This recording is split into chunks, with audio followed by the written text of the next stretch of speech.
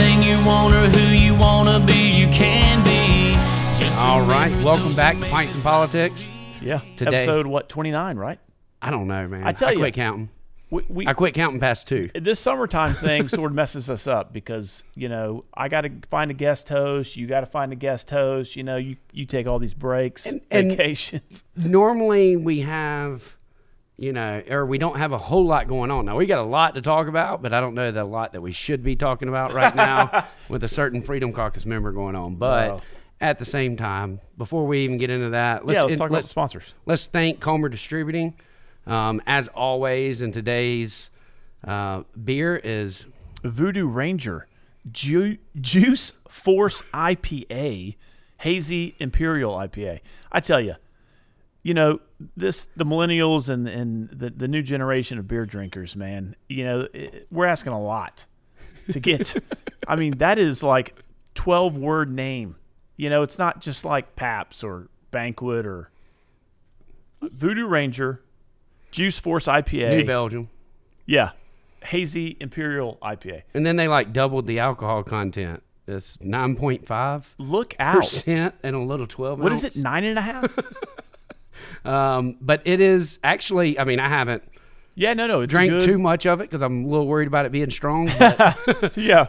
It has a citrus taste to it, and honestly, I'm not typically a fan of IPAs. I actually kind of like this. I could drink this one as well. It doesn't have that. I just don't know if I could drink it before it went warm.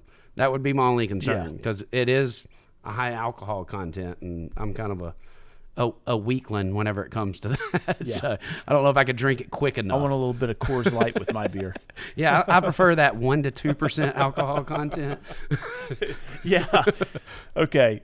You know, we're going to do the PSA for the day. You do not want to drink New Belgium Voodoo Ranger Juice Force IPA at a charity golf tournament, okay? You will be eating dirt or you will be falling over in the bunker if you had 6 of these, okay? That's what Guffey's trying to tell you. You'll look like my friends whenever they go play golf and they're shooting fireball on hole 2. You can literally blame the beer for your game. I do believe you can. I've drank a quarter of this thing. I think we've related to all 2 listeners when it comes to our golf games, you know? Oh.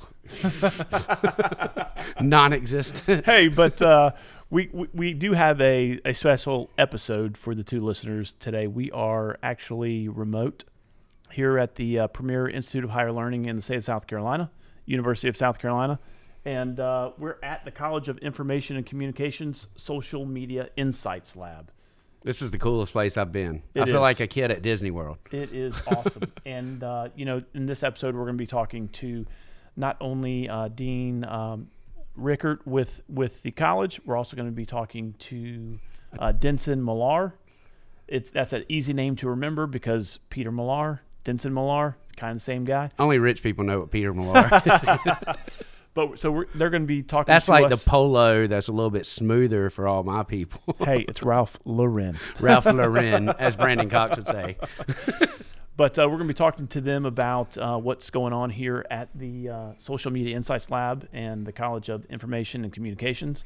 And also, special guest, Attorney General Alan Wilson. We just saw him a few hours ago at the bill signing for child luring and some other things. It was sort of an omnibus bill. Yes. I know you're a fan of those. Well, did it have everything in it, or did they just end up? Yeah, it did. I mean, it was, I think, a 3 or 4-parter, but the main one I know that our colleagues in the House were pushing for was the child luring. The child luring. This was something that I think Nancy Mace worked on when she was a freshman House member back in 2018, 2019. She actually was there. Yeah. Well, I actually texted her trying to get her to come on and just jump on, but she, you know, no heads up. Yeah, there's no plan. I was just like, hey, you want to come here? She's like, I got to fly out. She's big time. She's big time. But yeah, so, I mean, who knew, and, you know, this job that we have as state legislators is a constant learning experience. Who knew that someone in a van can lure a child with candy, puppy dogs, or whatever, but until they get the kid in the car and close the door, it's not a crime.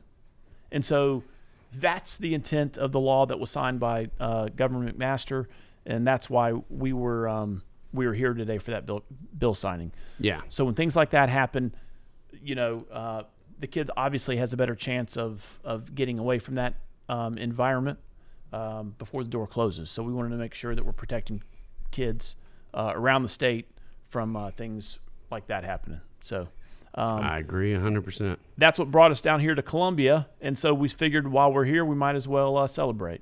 So those special guests will be joining us, and cheers. Cheers. All right, welcome back to Pints and Politics. Today we have a special guest, and we're at a special location. We're at the USC Social Media Insights Lab. Yep, here at USC, the College of Information. Let me say and the premier the university, premier institute of higher learning here in the state of South Carolina. Ivy League School of the South. Right? Yeah. Me being a Clemson guy, he likes to say that every time anything's said about USC. Yep, that's right. And today's special guest is our very own Attorney General, Alan Wilson. General, thank you for coming on. And welcome. Hopefully. It's great to be with both of you. Thank you for having me. Yeah, it was great timing. We had a bill signing here just an hour ago. Yeah. That involved child luring, and Alan was there speaking, so I was just a prop in the background, I was going to get in the picture, but I figured with me being the only one to vote against the bill, even though I wasn't against the law. You were the eye candy. It wouldn't have been That's good. right. That's right. I noticed we're missing our pint, though. Yes. Yeah, What we is are. today's pint? Are we doing one? Or We are. We're going to wait until the general's we'll feature gone? in that next segment. Okay. Yep. No alcohol with the general. Well, we got to wait till 4, and it's technically about 3:30. So we'll. It's 4 o'clock somewhere in the world. I missed all that with my delayed getting here. Oh, that's right. But yeah, so we wanted to take this opportunity to welcome Attorney General Alan Wilson. Again, thanks for coming. Wanted to just really spotlight your office. What you do, the importance it is here in South Carolina, and not just in sort of prosecuting criminals, but also we did when we came as freshmen. He sat us down, welcomed our freshman class. Very impressed with everything that was going on there, especially the ICAC division. And so really just wanted to give you the opportunity to talk to our 2 listeners about You're two. And are you the 2 listeners? He's been saying 2 listeners forever, so I keep saying we're going to get some T-shirts made that say I'm the number 2. Thing 1 and thing 2, right? Yeah.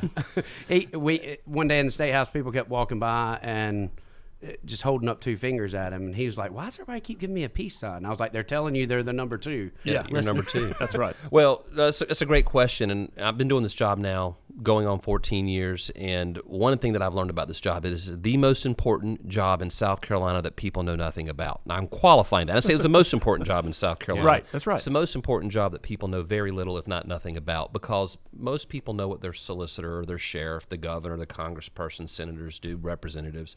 But when you think of the attorney general, I've had people think, aren't you generally the attorney for the state? You do legal stuff. And most people, I've had people say, man, I don't really know what you do because I'm afraid if I'm ever dealing with you, I'm either being sued or prosecuted. And so the attorney general's office actually, and I'm going to make you guys what I refer to as cocktail party smart on the attorney general's office. You'll be able to walk into any cocktail party in South Carolina, and what I'm about to tell you, you'll sound like an expert on the attorney general's office. Awesome. Yeah, So here we go. So the office is actually like 26 years old. It was actually created in the late 1600s by the King of England. It was a commission to the first attorney general, a guy named Nicholas Trott.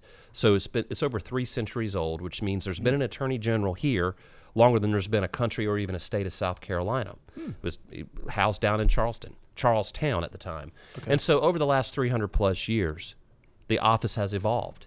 Obviously, it evolved, and South Carolina became a colony, and then obviously we had the country and statehood, and then it got formalized, and not just under English common law, but under state law, and then of course another 100 years went, and it got formalized again in the Constitution of 1895, and then statutorily it just grew over the last 120 years.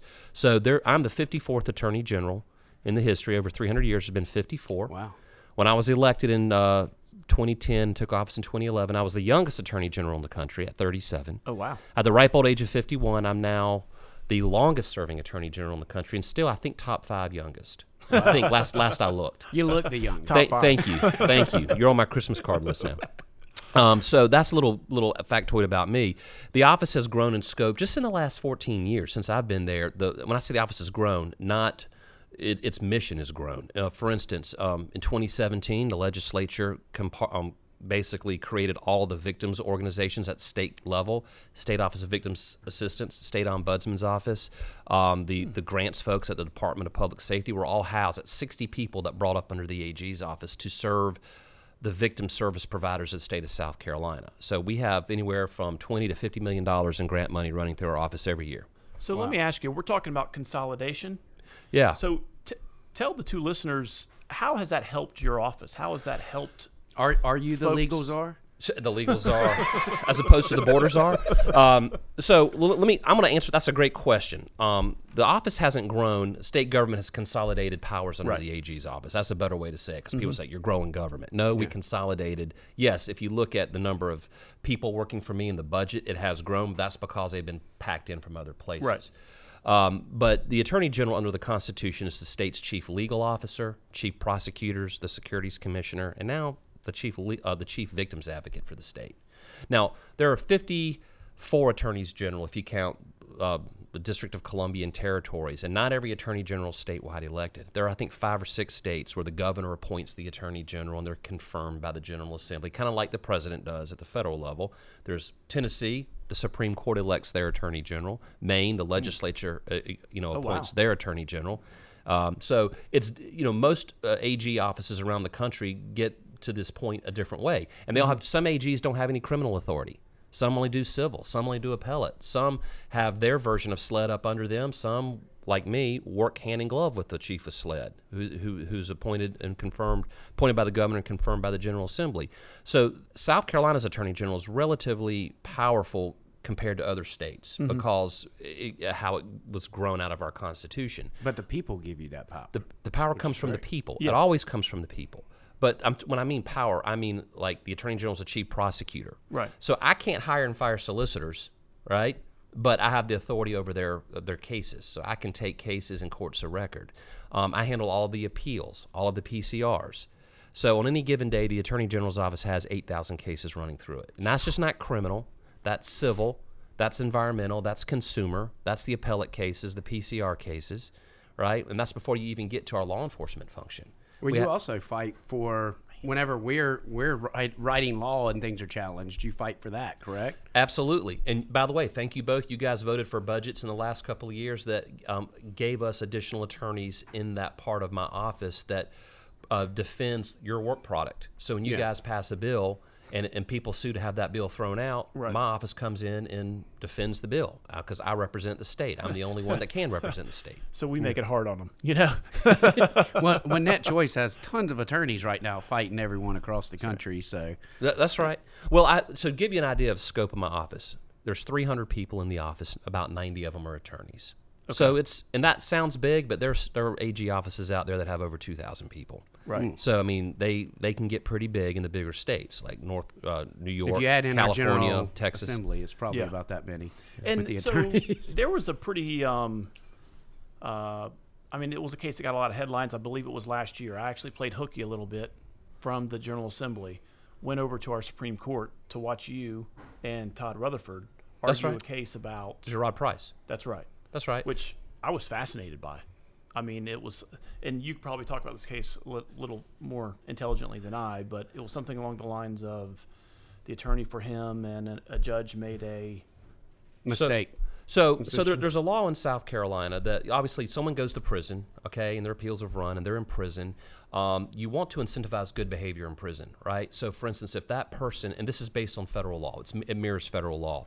Say a guard is being attacked or, an prison employee is being attacked and an inmate assists that person or reports that attack, then you can apply for a downward departure in your sentence. That applies up, for people of certain crimes. This guy had been serving a 30-year sentence, and he was, I think, 17 or 18 years into his term, his prison sentence, and there was an allegation that he helped a prison guard in a riot where the prison guard was being attacked, and so the solicitor and the defense attorney and the judge got together and said, we want to do a downward departure, and they signed it. But there's also some criteria that needs to be met, some notifications, right? That's right. That's right. You can't, first off, you can't do it, you can't, under South Carolina law, if you're sentenced for murder, you can't serve less than 30 years.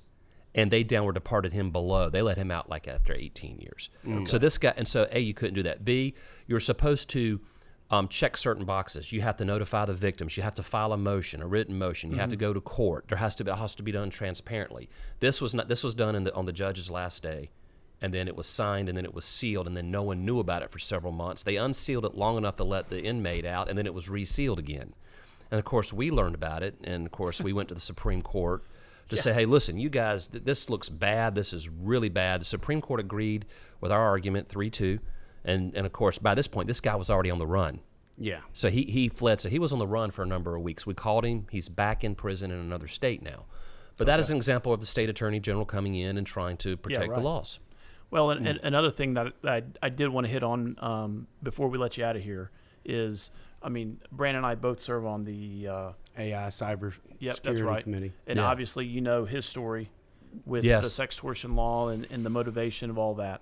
And so I just wanted for you to give you the opportunity to talk about the ICAC, the Internet Crimes Against Children, and talk about their work and you know, just sort of the threats and the dangers that these devices pose to our kids and South Carolinians at large. But and also, if you could touch on, you know, you're one of the attorney generals that is suing Meta right now. I don't know if you can talk on that. I'll be limited in what I can say because I've got ongoing litigation, but thank you for recognizing that. You know, AI, I say this to people all the time, AI is today in 2024 what the internet was in 1994.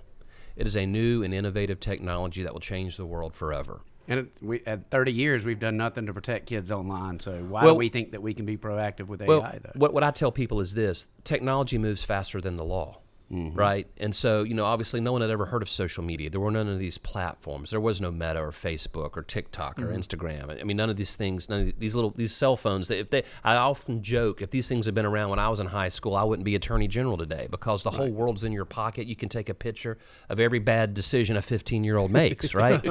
And so these kids are putting themselves out there not only in ways that could obviously make them exploitable, but you know, by a predator, but they also exercise bad judgment, right? And you have people, you see sexting, you see people out there filming and doing things they shouldn't be doing. You know, obviously child porn, manufacturing porn. I've scared to death out of a lot of teenagers when I said, hey, if you take a video of yourself or of your significant other engaged in a sexual act, you've just manufactured child porn, which carries a minimum of 3 years in prison. And then you start deleting stuff immediately, right? They get nervous. Now, would we prosecute them for that? That is not the intent of the law, but the point is, it is a technical it's a felony. And especially if they're a victim of a crime, they shouldn't be concerned that they're going to end up getting charged for something if they're the victim and they're reporting it. And no one knows this better than you, but this is real. Kids have taken their lives because of things that they allow to be put out on social media, or not on social media, but in a private text, and then all of a sudden it like back in the old days when I was growing up. You know, if you and I had an altercation, we'd settle on the playground behind the school. Yeah, meet me at 3. But now it follows you home and it follows you everywhere because it's forever. Can't get away. You can't get away. You can't get away from it. Yeah. You can move schools, you can move states, but it follows you. And not just your school knows about, everyone in your area knows about it. Yes. It's scary. It's bullying times 100, and that's what the older generations don't seem to understand. Right. But the younger generations understand it. You know, whenever I'm talking to kids, the one thing I'm trying to explain to them, you know, I refuse to delete social media. And if you follow me on social media, you'll see I say plenty of dumb things that I should never say. I can attest to that. But I do that for a reason. Because I believe, I always say it took me 30 years to become a Christian because I thought everyone was either perfect or a hypocrite. And it wasn't until I learned that we're all flawed that I could accept Christ to move forward. I believe we've got to take that same approach whenever it comes to social media and realize that while those decisions were bad, they helped me become who I am today. And we've got to start extending grace. Yeah. And that comes with us judging less and understanding and looking at the growth pattern that we have. Right. That's the primary message I'm trying to share. It's a great message. To go back to what you were talking about a moment ago with AI. I was comparing AI and the internet. All right, AI is that new innovative technology. Well, in our Internet Crimes Against Children Task Force, one of the things we're starting to see, and I led a letter last year that 53 other AGs, Republican and Democrat, signed on to. We sent it to Congress. I also sent copies to the leadership of the General Assembly. Our laws on our books in protecting kids have to be upgraded to catch up with the technology of AI. Here's an example. Obviously, I just said it's against the law for someone to take a video or a photo of a child engaged in a sex act. okay? Yes. But what if somebody were to take a picture from Facebook of a child at a church picnic and use the imagery of that child and replicate that image Right. of that child engaged in a sex act? You never actually exploit, you actually never, that child never engaged in the sex act, you never performed the sex act on the child, but you use the child's image. Or here's one even crazier. What if you create a child out of thin air, a child who doesn't actually exist, but you've created an image or a video of a minor engaged in a sex act, and then you're putting it out there, feeding the demand for child porn or child sex abuse material, CSAM as we call it now. And so, is that illegal? Someone would make the argument sitting in their basement, hey, I created an avatar of a child that looks real, but I never even touched a child, so you can't get me. Well, but you're feeding the demand for more abuse material. And so we want the laws to catch up. And we can't just ban every illegal activity through graphics, so to say, because then we would have to ban video games, and we would have to ban some movies that are using, I wouldn't say artificial intelligence, but and that gets into an interesting, debate when it comes to, again, I'm not advocating, but I'm just saying that the First Amendment, right? And I'm sure you hear that. Absolutely. When you try to, But here's the thing. No right is absolute. Okay, like for instance, you can say whatever you want, but you can't incite violence. Yes. I can't tell lies about you that hurts your career. That's defamation or libel, right? Slander. I can't. That's against the law, right? You can't yell. There's that old saying from the 1940s case. You can't yell fire in a crowded field. You can if there's a fire, right. But if there is not a fire and people get trampled to death, obviously. But if you're a congressman, you can pull a fire alarm. But I mean, that's just fascinating. We're talking about AI. We're talking about the new frontier of where technology and the innovation's going. But it's also a new frontier in the legal, in what you're looking at. I mean, this is uncharted territory. I mean, a lot of what you do is based on, say, judicial precedents or case law. And sometimes you're blazing trails that haven't been blazed before. Right. And it's sometimes you look to the courts, you look to the legislatures to give you a pathway, but sometimes you just find problems that you never identified before. Yeah, I'm thankful that you blazed that trail, as opposed, because it's one of the things that I fight with, is trying. I want South Carolina to lead whenever it comes to digital laws, and I want us to be at the forefront. I want us to be quick and nimble. As you said, the law does not move as quick.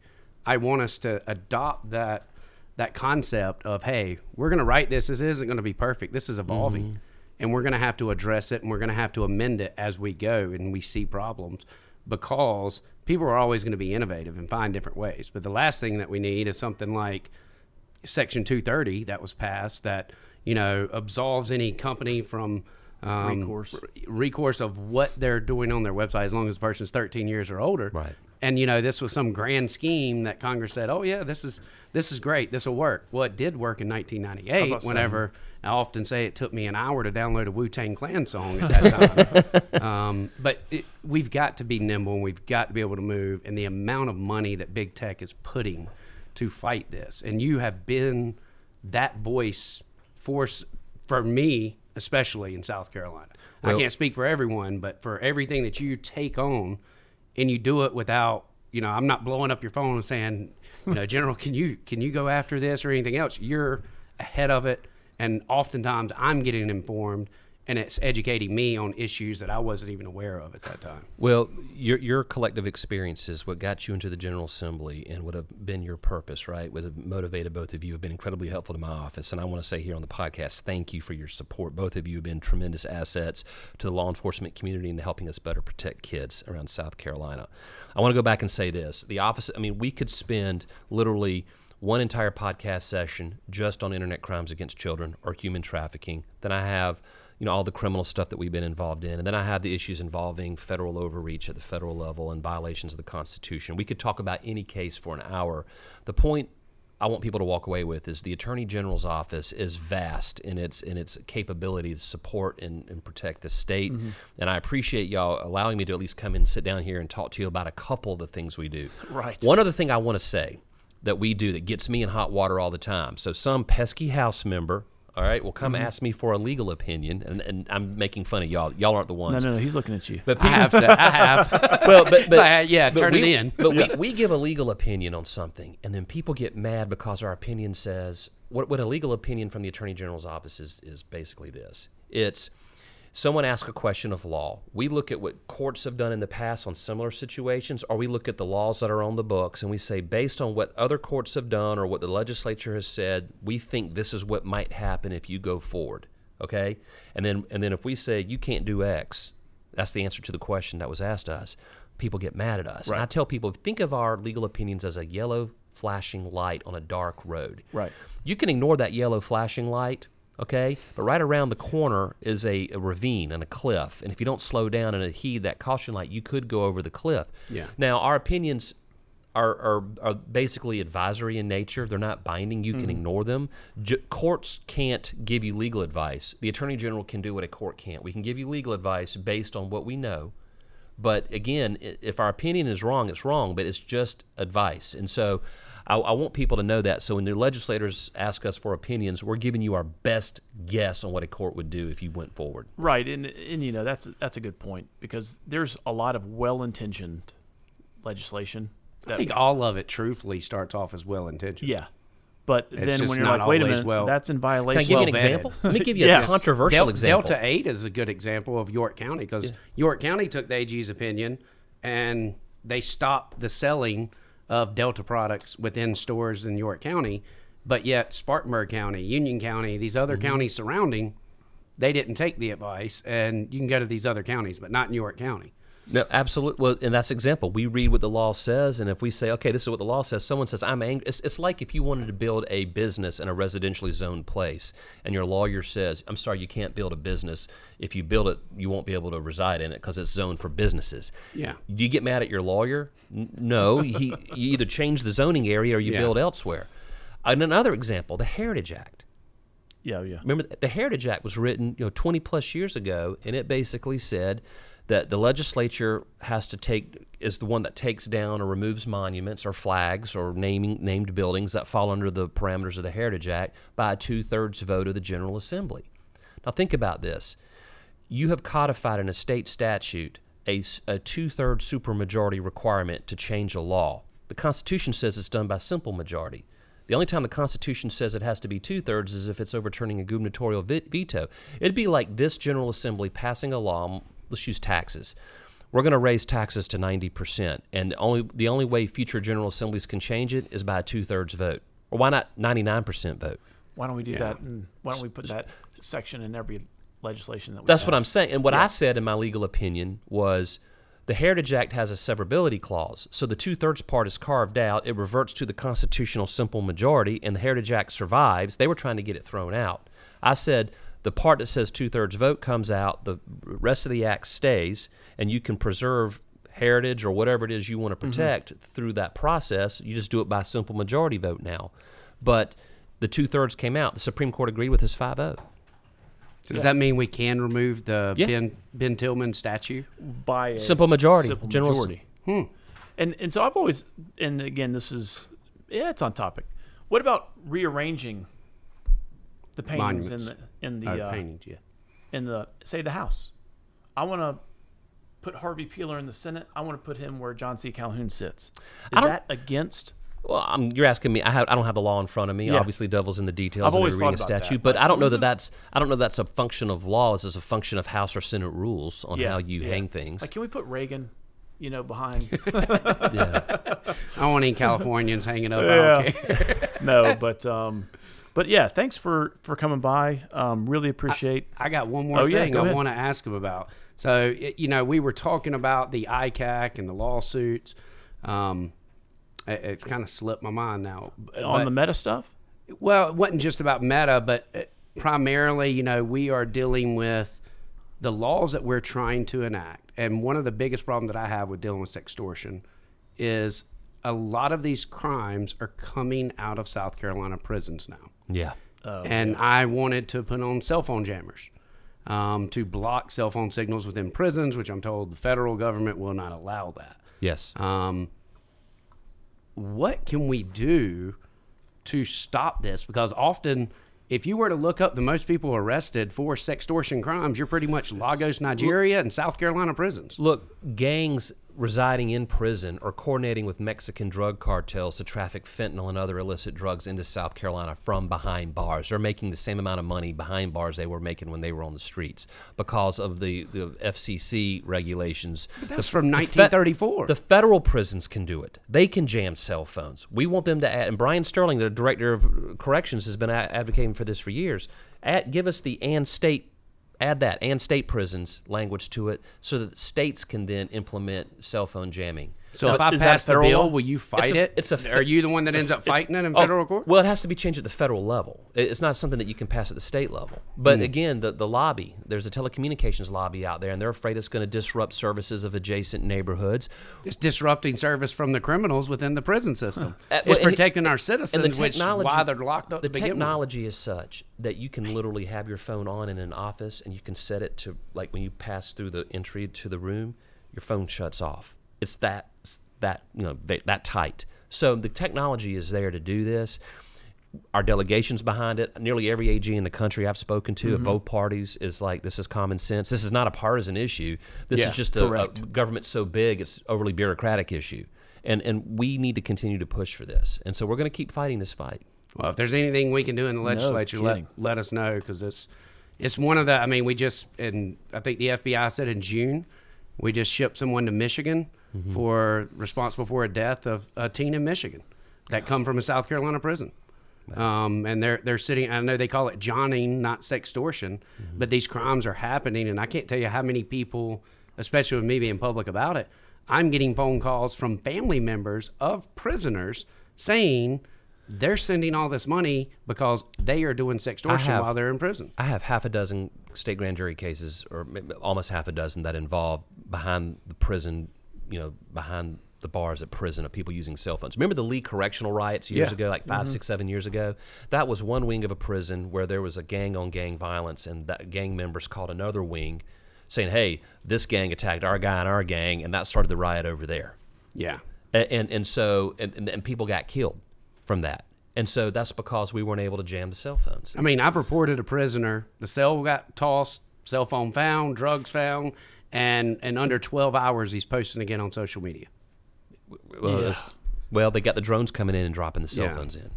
It's and I know they're not cheap, but and the FAA won't allow us to stop the drones. $10,000. A phone runs $10,000. Again, but they wouldn't do it if they weren't making the money through drugs and schemes. But this goes back to what we're talking about. I mean, it seems like the law is always cowtailing, the criminal. Yeah. We can't do it fast enough. And you and I, and federal just moves way. I mean, they've been trying to pass the Kids Online Safety Act forever, and it's essentially, it's the floor. It's not the ceiling of where we need to be to protect kids online, and yet you can't even get that through. Yeah. So, well, you and I both experienced this firsthand in our freshman terms. The process is slow, but hopefully we'll make more progress come November if we get reelected. That's why I pray, Lord, give me patience. But thank you both for what you do. Thanks for coming. Thanks for joining us here on you. Pints and Politics. And if you need any help later on down the road, let us know. Will do. Thank you. Yes, thank you. Yes, sir. All right, welcome back. I've just had Attorney General Alan Wilson on. And, yeah, it was great. Special edition back at the Premier Institute of Higher Learning here in South Carolina. Looking at this board behind me, I'm starting to agree with you. Hey, Cohen. Yeah. I'm going to let you introduce our next guest. Yeah, wanted to welcome, you're welcoming us, but wanted to introduce you, Dean Tom Reichert, here at the College of Information Communications. Welcome. That's right. I appreciate the opportunity to host you. Thank you all for being here. Yeah. No, being a proud alum of USC, I don't think we had all this nice stuff when I was here back in the 90s, but it looks like... well, that's a compliment. That's right. The best compliments when we hear alums say, I wish you'd had this when we were here. I know. Right? I think this should be more of the marketing towards the students. Whenever I think of USC, the only thing I always remember seeing the billboards, like one of the top foreign business schools or something. International business, that's right. I think I would have went to class more. Yeah. If they had things like this. But tell us about a couple of things about the college. So we are one of 8 programs in the country that have both information science as well as journalism and mass communication, which makes us in the top 10 just by default. Okay. We're the largest we've ever been. We have almost 2,500 students and 100 faculty and staff. Just in this college. Yeah, just in this college. Wow. Now, when you say information sciences, for the two listeners out there that maybe didn't come to South Carolina, Sure. what does that all entail? So tell me what that means. Anybody, well, Hey, I didn't name anybody that works with information, right? So that would include the social media, is any kind of data. If you can analyze it, manage it, aggregate it, and read insights from it, that's information science right there. Oh, wow. That's awesome. Okay, so mass communications is, I mean, so when you graduate here, where are you going to find the career opportunities for the kids? So on the communication side, they'd work in advertising agencies, public relations agencies, online news, anything that entails digital content creation, which is a fast-growing area. Wow. Yeah, that's about everything then.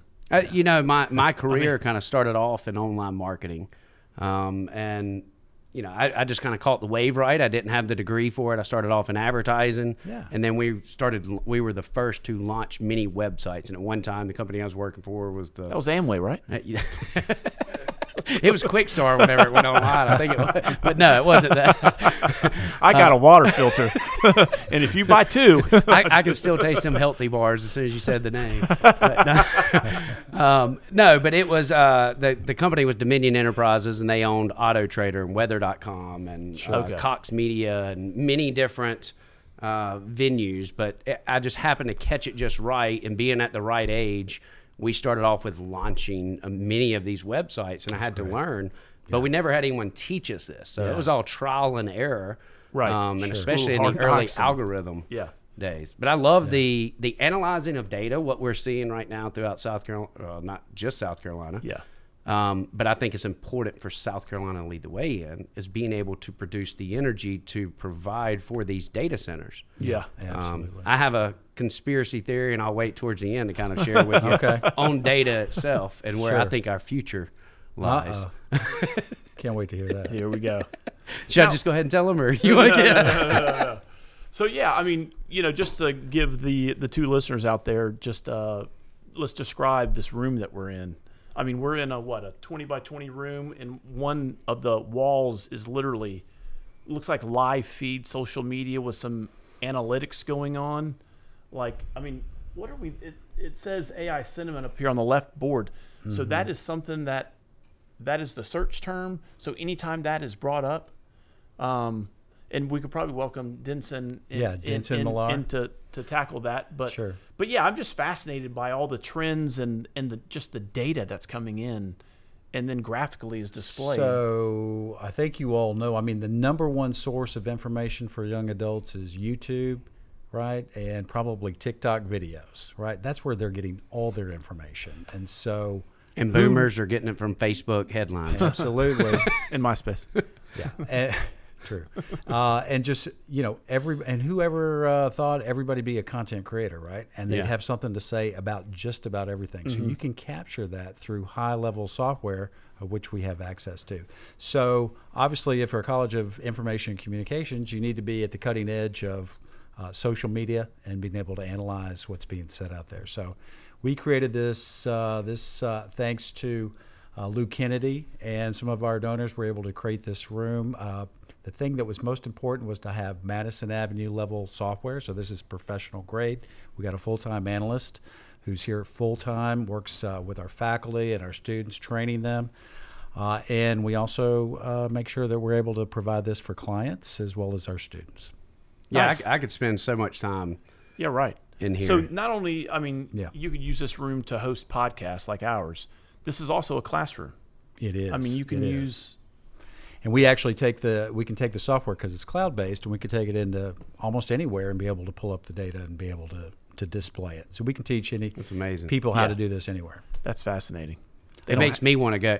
Hey, now, I was a big believer whenever the college age that I'm not paying to get a degree. I'm going to pay to take the classes of which I want to learn from. Yeah. This would certainly be one of those classes where I'm saying, hey, I want to get as much information as I can, whether it leads to a degree or not. Yeah, correct. I just don't want to have to pay to retake all my English and and history and all that other just stuff. one more dig at the Farm College of the Upstate.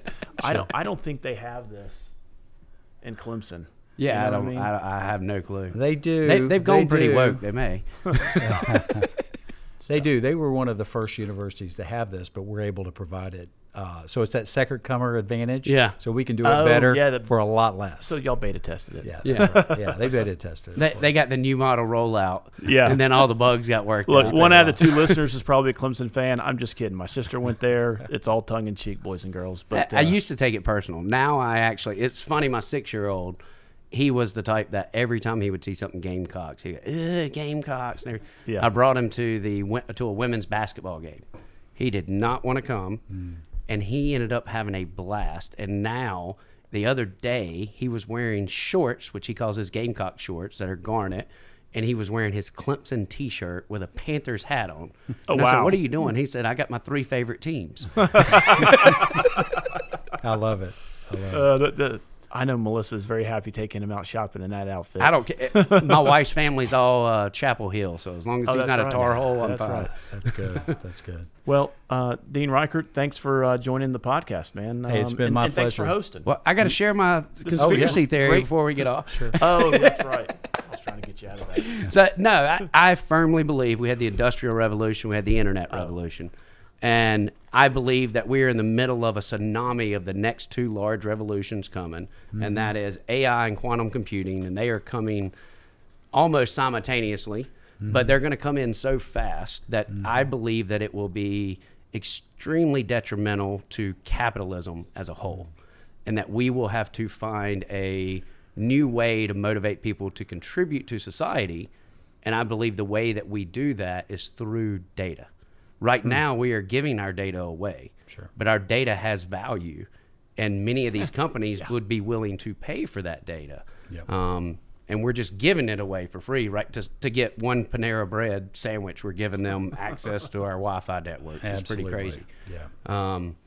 But yeah, I'm just a firm believer in that, and I think that we're I a think some of decade the- away from that once quantum hits full speed.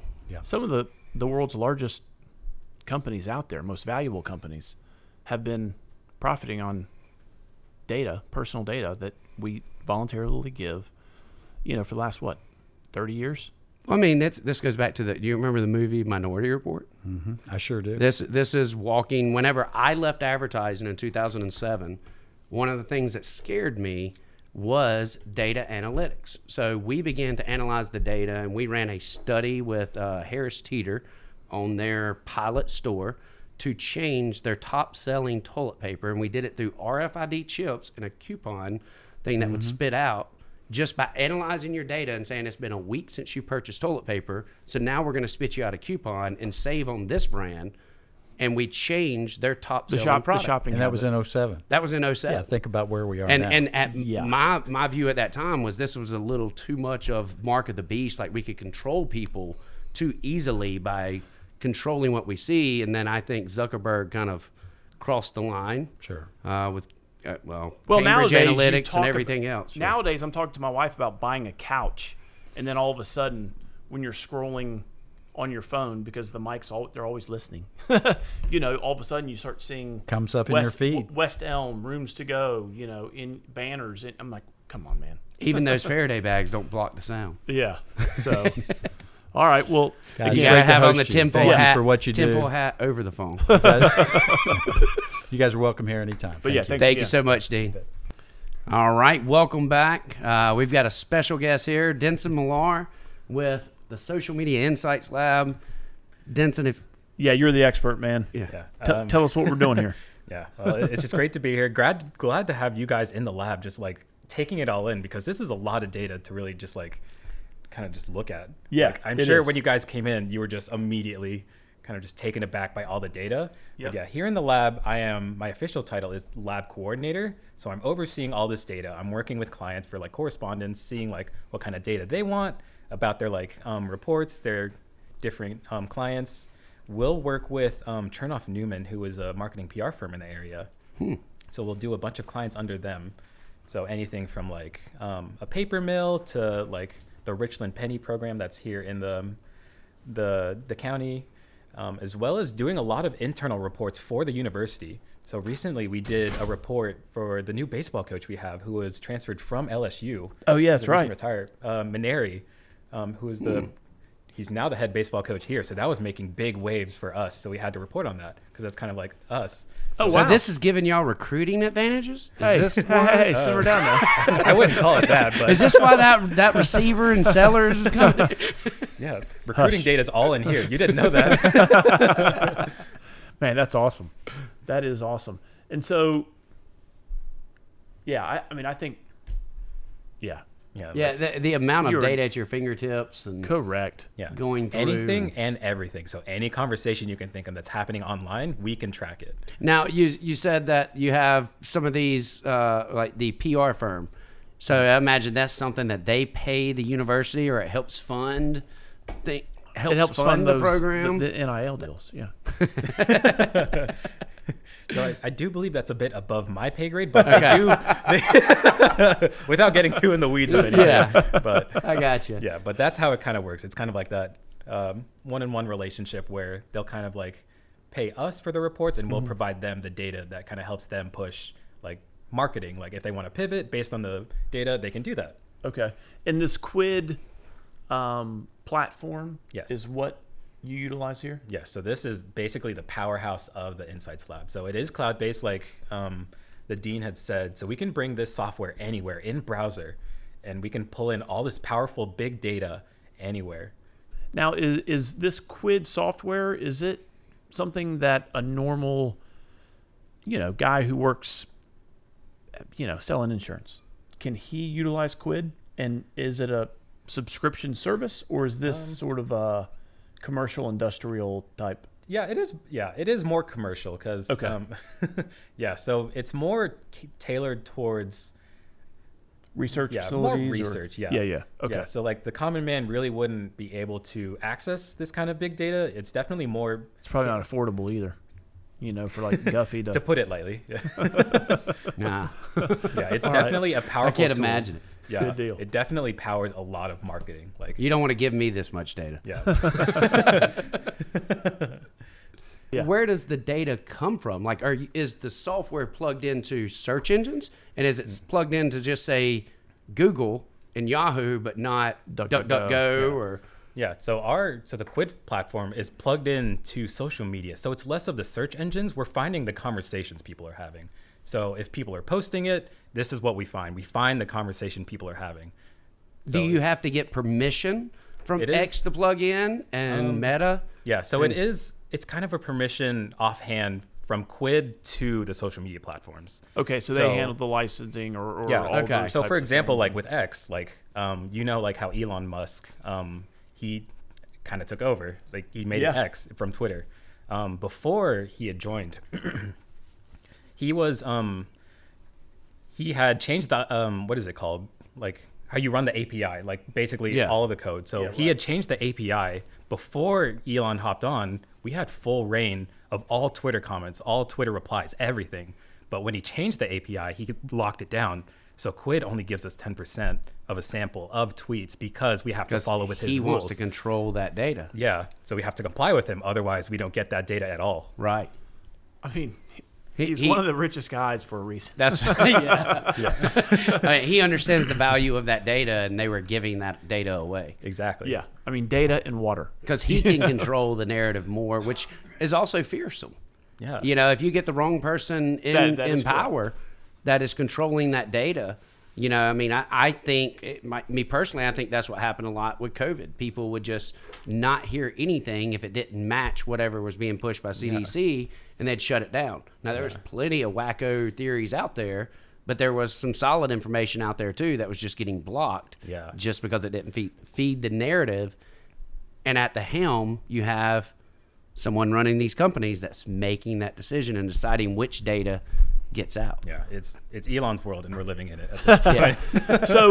So, Denson, tell us on this right-hand side of the board, I'm looking at the 2024 presidential election, and there's a whole lot of information going on. Explain to the two listeners what we're looking at here. Right. So our board it's tracking our biggest metrics that we are finding. So this presidential election search is looking for every mention about Kamala Harris, different candidates, the different aspects of this presidential campaign that's going to be like running through November. So basically, we'll be having this board up for the next couple months while we track it. And of course, like we're going to get like a huge influx of like these posts as it ramps up to November. So this is going to be like a really hot board to look at. Right. But, just looking like left to right for us, we're looking at posts. So within the last day, there have been 2.4 million posts regarding the presidential election. Like that's some big data to like, you can't scoff at. So like there's a lot of people talking about either campaign or whether Right. there's like just different events happening in the presidential space. Because I know if we hop over to the impressions, I'm not sure if you guys were aware of when Elon Musk, he held a Twitter space with Donald Trump. And that that was gathering crazy headlines. That's what that big spike in the impressions is. That was that night. So you can you can tell the story from this data. So that's what happened. That's what created That thing was such a disappointment, though, because it was so hyped up, and then it was the most boring conversation. I had to jump off. I was like, no. I would say the same thing. I actually was traveling for work, but made it back just in time for that, so I hopped on, and that was frustrating. 30 minutes, Of saying the same thing over and over? No. 30 minutes where you couldn't get on. Oh, I didn't have that problem. Because was the it bugging DDoS attack or whatever it was. Oh, was that a thing? Oh, yeah. The great thing is about this. He was sending us memes, and we're all like, what's he talking about? Yeah. The great thing about it is, like, literally Elon is tweeting out, hey, we're under a massive DDoS attack. We're going to try to hop on and get this thing live. Just bear with us. Which was kind of cool because then you're like, okay, it's not just my local Wi-Fi or whatever it is, but Yeah. it was sort of a massive letdown for me too, because I mean, I'm kind of shocked. Now, this is just Twitter data, and this is only 10% of the Twitter that's what I was data? gonna ask. Oh, it's actually no. so What platforms? So it's all of your social media. So it's Twitter, Instagram, Facebook, YouTube, TikTok. For the video platforms like TikTok and like Instagram Reels, it's more caption focused. So it's not really the video content. Okay. It's the captions they're putting because Quid reads text. So it's all text based, like reading that sentiment. It's not really like scrubbing videos. It's not like watching videos with AI to see. It's what they're whatever talking those about. tags are. Yeah. So it's reading those. So when you're talking when you're telling us that Quid's picking up things on the presidential election, is it reading all these tweets and posts and going through and looking for keywords? Oh, or yeah. do you have to put the keywords? This in? is all in. Well, we provide the keywords, and Quid will scrub every tweet that fits those parameters. So it's doing that. I don't Okay, see so Quid- Trump as a word up there, but I can't believe that I wouldn't see that. Like I see Harris campaign. We'll see president. So anytime someone says President Trump on September 18th, we'll So it's those. And types it looks of, like, I mean, it could be cut off or anything else, but the could only be- reason I bring that up is just because, I mean, depending on whose social media feed that you grab. I know if I got on my grandmother's, all I'm you're sure going to see there's is Trump, different Trump, niches Trump, Trump. within social media, Yeah. so that's why. But this specific post was built by Quid, so this was offhanded from them to me. So their search parameters are different from the way I would search it. So I don't think they have. They the might not be names- searching for the Trump. They're trying Yeah, to see they might what be. the trending It is. may be very for- general, so it's not Yeah. looking for like Oh, Kamala yeah. or like Trump. It's looking for president so candidate. you're looking at that feed over there on the most recent. It's literally talking about Trump's court case with Judge Marchand. It's talking about what the VP candidates are Oh, saying. yeah. See, if they jail President Trump, that's just Yeah, the right. word It's- president. Yep. And the same thing with Harris. If Kamala Harris is not doing the whole Kamala Harris word, Now it's you're just right. doing Yeah. Harris campaign. And so what about net sentiment? Like what does that mean? Is that just is Quid now? Quid is utilizing AI, right? I mean, Yes. Quid is a form of Yes. AI technology Yes. that. So it's using AI. It uses AI to read sentiment. So on the sentence level, it'll read every single sentence and it'll determine whether it's positive, negative, or neutral based on the words they're using. Because there's a lot of connotation in how people tweet, and the AI is really reading into that. So if post, it's crazy. Like if a post were to say, like, I hate pepperoni, but I love anchovies on my pizza, that's two different sentiments. That's negative and positive. Right. And those will be scored. It'll be scored into the sentiment. So on a scale of negative 100 to 100 will be where the sentiment lies. So for here, it's like negative 4%. So it's just slightly below net. So what that net sentiment is saying in the last day is that it's in all the information that it has access to.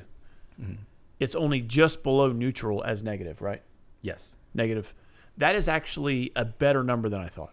I mean, Because most people, let's be honest, my sarcasm only reads as positive, and it was not positive if you could actually read. I mean, because most people, I mean, it's human nature, right? We're critical of everything. Yeah. It's like, man, this room's a little too cold. I mean, when I post, I love. And it's like, There's always a criticism to be man, had. I'm thankful for AC. But if you post like, I love paying more for groceries, it's not picking that up. It's going to read that as a It'll positive, read love. correct? So yeah, so that's one of the things that's where I would step in. That's where Yeah. human Like- intelligence. Well, and that's Yeah. what I was going to ask. So with AI, I mean, what is it called? Illusions. No AI is perfect. It always creates these illusions. Right. So it'll get close. How do but- we know, or how do you know with that much data coming in, because it's not humanly possible Yeah, to right. catch all that. How do you know if it's an illusion that's popping up and it's feeding a false, right. a false narrative? yeah, you're getting. If it flipped negative and positive, and you're getting completely opposite information than you thought you were, because that just happens to be the illusion that the AI is given at that time. Yeah. So at that point, it is on my part. So we wouldn't sift through every post, because that would just take. But you can years do a and years. small sample. We can do a small sample, yeah. But for the most part, we'll look at those common words, because oftentimes when people talk about a topic, they'll use common words. It's say if it's like when you were talking about I love something sarcastically, we can catch those commonalities, change love in these situations to be sarcastically negative. So we can do that, and it'll flip for all those posts that rush use it hour that way. traffic. But see, this goes back to my point whenever I was talking about data being the currency and I believe it will eliminate so many jobs, but it's people like you that will become valuable. that is correct. Because you have to oversee it, or use an attorney. Yeah. An attorney might have 20 paralegals within his firm. Preparing Not going to need drafts those paralegals, but you're still going to need the attorney to go through everything. Yeah, so you always need someone to just oversee this, because AI, it isn't perfect, but having someone oversee AI will put it in a better place so it learns. And it's always learning, which is really cool. And Are you that's- able to sleep at night from looking at all these screens and Does everything? your brain- I mean, does your brain slow down because you're absorbing so much data? Oh, I'm just always going a mile a minute. This data, I dream about this data. It's something in this position, you kind of just always have to have an ear to social media. And that's just something I've always excelled at. I just love catching up with what's trending, what's happening, what's making people talk. Kind of thing. I love it, man. Oh yeah. Oh, it's addictive, right? It is addictive. Somebody Yeah. just wrote a book on Twitter. How do you do that? Yeah. Because there's So, that term that's I'm telling you, I have found myself scrolling, and I got a kid who's really probably I should just be paying attention to, but you have to be cognizant of the fact that this stuff is addictive. Yeah. I mean, It's harming. I can't imagine. Try talking to your kid while they have a tablet. I literally have to turn off anything if my 6-year-old's in the room. Oh, correct. Yeah, I mean, we put timers on everything now. Really? And I started using the CyberDive tablet to where I can see what he's seeing at all times. really? If I believe I'm he gets curious, off of anything. do you find yourself? You know what I mean? Yeah, it is an interesting thing. Because I mean, this is your job, right? Yeah. 8 hours a day at least, probably more. Yeah. It's on the toilet. What do you look at? It's always an interesting question, because at home, I'll check social media, but it's my interest, outside of work. But Yeah. here, I don't know, because outside of work, you kind of feel have you guys heard the term doom scrolling? You're just Yeah. looking forever to no Death end. scroll. Yeah. Yeah. There's something about this data that's It's the same thing. it's almost, I don't know, in my opinion, it's almost different, because you're kind of capturing, you're seeing one conversation and what everyone's take is on one single topic. So I feel my brain can really focus on it rather than a million topics scrolling across your right. phone. That's And you true. have to See, constantly whenever switch I your went, brain. whenever I would go to sleep at night, looking at that one topic, I would relive and create all of these other conversations that are coming in. My brain would not stop, because those conversations would keep coming, and my brain's creating all of them. It's not something I even seen. It's just, it's you can't sleep. You're working while you sleep. That's the way I am. Whenever I'm looking at data like this consistently, that's the reason I asked you, do you sleep?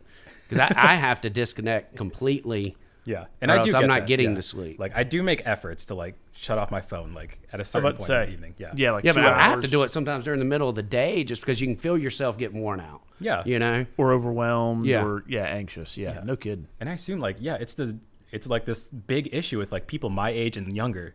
It's they're always tied to their phone, because it's a quick dopamine hit. It's like Right. checking all that data real fast, just like quick dopamine, put it away. See, and I'm then start doing always your work. curious about that. Like, so, I mean, Denson, this is your job, you live it, but you can acknowledge. Yeah, like I The acknowledge addictive those nature. pitfalls of our generation. So like I'm very cognizant about like keeping my phone away. Like on my phone, I don't know if it'll show up on feed, but I always put like a work, what do you call it? Like a work focus. I'm at work. Yeah, Yeah. so my notifications won't come in unless it's important people like Tom or anyone has to Oh, text wow. me. So any like I text- utilize that. or Carol, Or- sorry. or Carol, absolutely Carol. I didn't mean to like block her out, but it's absolutely Carol's Yeah. on that list. Carol, you just have to message twice in a row and under a minute, and then it will come through. That's right. That's right. Well, and so, I mean, that's a thing. I mean, Brandon and I talk about this a lot. My daughter is 15, driving a car, not by herself, but she's got that beginner permit. She doesn't have a phone. Yeah. Yeah, does not have a cell phone. I just won't do it. But the funny thing is now, she doesn't. It's not that she doesn't want a phone, because I know she does. But when we're out, she noticed she's got an eye for it. She's like, "Hey, Daddy, do you see that? The whole family of 4, 2 kids, husband All and a sitting on the wife, phone. and they're all just looking at a screen." Like, she's cognizant of it now, and I'm so thankful for that. I've Because- gotten where I turn mine over, so Yeah. that little blink doesn't catch me if Yeah, I'm at like- dinner or something like, Like the that. screen turning on is enough for you to look at it. Yeah. Whether or not it's a notification. Oh, that's correct. And everyone's guilty of this. Yeah. It is turned over. It is away from you. But you're like, I need to check it. You're like, I forgot to check the time when I checked the I'm time. still 5 old seconds school. I ago. wear an analog watch. Yeah. I always say that's why I'm checking my phone. Yeah, but there's just like not to get off topic, but there's like this big push for our generation to try something called a dumb phone, where Yeah, it's, the it's flip a- phone, Yeah, it's where a it's just phone. phones. It's your essentials. So like That's what I'm text, getting. Phone. That's what I'm getting that's for it. my daughter. And I don't understand why people aren't putting it out there. Oh, man. No social media or anything. It is literally just a phone, because everyone would buy those for their kids. But the problem is even Meta has I think it's $240 per child that they have on, not child, 13 to 17-year-old that they have on their platform is worth $240 worth of advertising data. Really? And that's the reason they are fighting so hard to keep them from Yeah, they want to get you early. like the big push right now is just to stop using algorithms on children. kids. If you're Yeah. a minor, 13 stop to using 18. algorithms. It's so destructive the way they have it set up because it just keeps them retained onto the platform. That's their main goal. That's I don't what even makes think them it's money. just. Let's use the example of the harm that it can cause. So a girl wants to lose 5 pounds to fit into a bathing suit, and then within a very short time period, she's on these websites that are struggling with anorexia. Yeah. And that becomes the problem because that algorithm's feeding her more of what she was looking for. I believe it's causing a lot of our gender identity problems, especially whenever people are going through the hormonal stages. They start searching, and the algorithm is feeding you more and more and more information instead of just allowing youth to think as they are developing. So Because it almost thinks for them in that way. That's the algorithm. Yeah, thinking it definitely for them. gives them that push. And Yeah. and that's why I think we all agree there is going to be scientific studies 10, 20 years down the road that demonstrate there's already, the social impacts impacts. of social media, devices, all those things, whether it's to the biology of the brain, the hormone, like all those things. I truly believe that. I mean, and you've got a big push from teachers now wanting to ban cell phones within schools. Not just teachers, but you're starting to see it across the board. Now, my email gets blown up. Our Rock Hill School District. Yeah, and they didn't ban completely. No, They no, just no. no use in class. Actually, the policy is I just got it from the principal a couple days ago. They've given them Rock Hill School started this past Thursday during the tropical storm. So they had school Thursday, Friday, Monday. So we got it yesterday. And they said next Monday they're enforcing the cell phone policy, no cell phone policy. From 8:45 when the first bell rings to whatever the last bell, 3:30, can't have a phone. Not even at lunch. So if you do, then what happens? So and they talked about that progressive penalties. You're going to go. Okay. You're going to go to the office. You're going to get a warning. You're going to go to ISS, in school suspension, and then they said, look, if your kid's not getting it by then, there's going to be some other penalties, probably out of school suspension. Like they're serious about it. And I applaud them. It don't sound like they're serious about it. Well, I applaud them because it was always It isolating sounds for like my they're daughter. cuddling 'em.